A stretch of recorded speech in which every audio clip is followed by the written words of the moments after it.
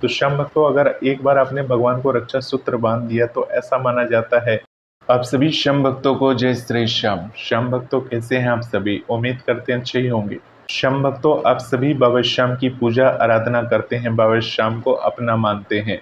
अब मान लीजिए आपके परिवार में किसी सदस्य की कमी है, मान लीजिए आप एक बहन है और अगर आपका कोई भाई नहीं है और आपके घर परिवार में सभी बाबा श्याम की पूजा आराधना करते हैं, तो यकीन मानिए ऐसा बिल्कुल मत सोचिएगा कि आपका कोई भाई नहीं है। अगर आप एक बहन है और अगर आप ये सोच रहे हैं कि मैं राखी किसको बांधूंगी, तो आप ये मत सोचिएगा कि आप बिल्कुल अकेली हैं और आपके साथ कोई नहीं है। यानी आपके घर में बाबा श्याम विराजते हैं और आपके घर में बाबा श्याम की पूजा आराधना होती है। और जब आपने अपने घर में बाबा श्याम को विराजमान कर रखा है, उनकी पूजा हर रोज आप दिल से, मन से, भाव के साथ कर रहे हैं, तो बाबा श्याम की छत्रों छाया में आप पल रहे हैं।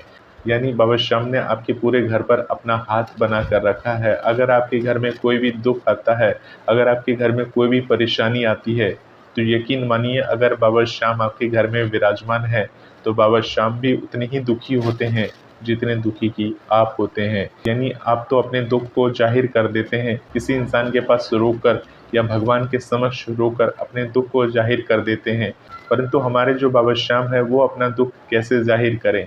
यानी बाबा श्याम जब घर में विराजमान होते हैं और वो भगवान है, अगर वो भी आपके समक्ष ऐसे ही रोने लग जाएं या आपके समक्ष आंसू बहाने लग जाएं, तो भक्त का दुख दुगना हो जाए। इसी कारण से बाबा श्याम अपने उस रूप में अप्रत्यक्ष रूप से प्रकट होकर ये सब देखते रहते हैं। और बाबा श्याम को भी ऐसा लगता है कि काश मैं इस भक्त को अपना दर्शन दे पाता, इस भक्त के समक्ष प्रकट हो पाता। परंतु श्याम भक्तों, प्रकृति के नियम है और जैसे कि आप सभी जानते हैं कि बाबा श्याम जो है वो कलयुग के देवता हैं और उन्हें ये वरदान मिला है, कोई भी हारा हुआ भक्त अगर उनके पास आता है और अपनी बातों को रखता है और जब बाबा श्याम उसकी बातों को सुनते हैं, उसकी बातों को देखते हैं और जब उसकी परीक्षा लेते हैं और जब वो उसमें खरा उतरता है, तो बाबा श्याम उसकी मनोकामनाओं को भी पूर्ण कर देते हैं। जब बाबा श्याम की परीक्षा होती है तो परीक्षाओं के अंदर बहुत सारे दुख, तकलीफ, संकट ऐसे उस भक्त के ऊपर आते हैं। अगर भक्त सच्चा होगा तो उन सभी बातों को ध्यान में रखते हुए बाबा श्याम के साथ सदा खड़ा रहेगा और बाबा श्याम उस पर अपनी दया दृष्टि बनाए रखेंगे। श्याम भक्तों, आपको करना क्या है? अगर बाबा श्याम आपके घर में विराजमान है और बाबा श्याम को आप भाई के रूप में देखते हैं, तो आप बाबा श्याम को रक्षा सूत्र बांध सकते हैं। अब इस रक्षा सूत्र को किस प्रकार से बांधना है श्याम भक्तों? तो आपको करना क्या है? यदि आपके घर में गणेश भगवान विराजमान है, यदि आपके घर में लड्डू गोपाल विराजमान है, यदि आपके घर में बालाजी महाराज विराजमान है और यदि आपके घर में विष्णु भगवान विराजमान है और साथ ही बाबा श्याम विराजमान है, तो आपको उन सभी के लिए रक्षा सूत्र ज़रूर लेकर आना चाहिए और उसी प्रकार से थाल को सजाना चाहिए जिस प्रकार से हम अपने भाइयों को राखी बांधने के लिए थाल को सजाते हैं।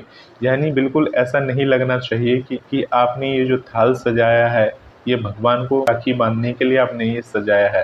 बिल्कुल ऐसा लगना चाहिए कि आप अपने प्रियजन को, यानी आपके जो भाई हैं, इन सभी को आप आज रक्षा सूत्र बांधने वाले हैं। तो श्याम भक्तों, इसमें उम्र की कोई सीमा नहीं होती।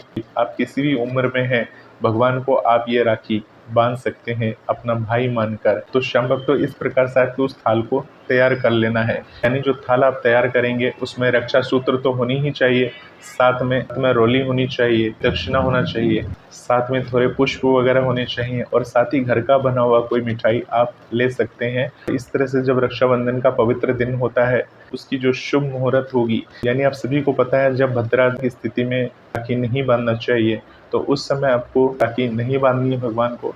यानी फिर किस समय बांधनी है? यानी आप संध्या के समय जब आप भगवान की पूजा अर्चना करेंगे, भगवान की आराधना करेंगे, तो उस समय आप भगवान को वो रक्षा सूत्र अर्पण कर सकते हैं। अब श्याम भक्तों, आप में से बहुत सारे लोग पूछेंगे कि हमारे तो भाई वगैरह हैं, तो क्या हम नहीं बांध सकते? ज़रूर बांध सकते हैं। आप अपने भाई को बांधने से पहले सबसे पहले भगवान को रक्षा सूत्र बांधेंगे और उसके बाद ही आप अपने भाई वगैरह को वो रक्षा सूत्र बांध सकते हैं। तो श्याम भक्तों, अगर एक बार आपने भगवान को रक्षा सूत्र बांध दिया तो ऐसा माना जाता है भगवान की विशेष कृपा आपके ऊपर बनी रहती है और भगवान सदा एक भाई के रूप में आपके पूरी परिवार की रक्षा करते हैं, क्योंकि आपकी जो भी इमोशन है आपके परिवार के साथ जुड़ा हुआ है और आपका इमोशन भगवान के साथ जुड़ा हुआ है और भगवान को आपकी चिंता है। इस कारण से पूरे परिवार के ऊपर ये आशीर्वाद बना रहता है। परंतु श्याम भक्तों, एक बात का विशेष ध्यान रखिएगा, ये जो भी करेंगे निस्वार्थ भाव के साथ करेंगे, क्योंकि भगवान जब हमारी पूजा स्वीकार करते हैं वो निस्वार्थ भाव से की गई पूजा को ही वो स्वीकार करते हैं।